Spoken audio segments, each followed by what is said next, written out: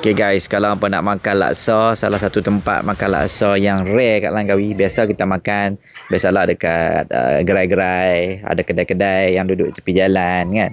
Tapi yang ni laksa rindu ni dia special sikit. Buka setiap hari 11.30 sampai pukul 7 malam. Isnin cuti, tapi tempat dia memang rare lah.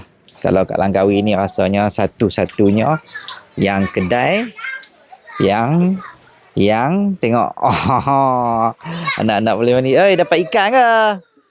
Ada sungai yang jernih mengalir di hadapan kedai dia. Jom kita pergi tengok nak order apa dulu. Okey, ada bumbung dia buat clear macam ni. Sampai dalam layak. Boleh ada lagi tempat dalam layak ke? Kalau tak ada, kita duduk kat atas ni pun tak apa. Ni kat bawah bumbung ni. Jom kita order laksa dulu. Nak tengok menu sikit je lah. Tu laksa bermacam-macam jenis laksa. Okey, selepas dah order, bayar terus. Kemudian mai duduklah taman kosong. So kita dapat sitting kat sini. Jadi sagi Aisyah boleh turun ikut tangga ni, mandi di dalam sungai yang jernih ni. So kalau hampa nak duduk dalam air pun boleh. Aku malas nak turun pasal pakai kasut ni. Kalau pakai slipper, sandal, senang lah duduk dalam tu. Okay. Kat atas pun boleh juga. Kita tengok menu apa yang kita order ni. Aku order laksa jantan. Apa tu laksa jantan? Kita tengok. Lecikang pada tapi tak mahu makan lecikang ni. Kita layan laksa. Wih, ikan banyak ah. Oh, anak ikan banyak. Tuan-tuan terlupa buat video Ikat laksa ni. Laksa sarang, mi rojak dengan laksa jantan. Minta maaf lah tuan-tuan.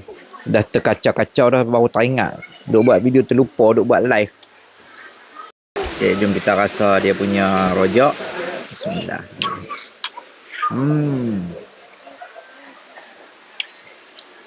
Makan rojak. View yang macam ni pula. Bismillah.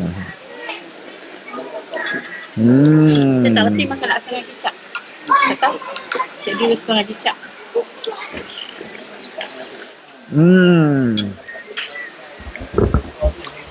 Bagus lah. Siapa yang main Langkawi, nak makan laksa, nak santai makan rojak, laksa mi rebus apa cucuk-cucuk, cok kodok ke apa semua. Boleh main ke laksa rindu. Anak-anak ni kari. Anak-anak boleh mandikan ni. Tengok tu sampai lagi tu. Padu lah. Macam kicap. Padu kicap ni. Saya orang utara, orang Kedah orang paling makan kena ada kicap kan. Dan dia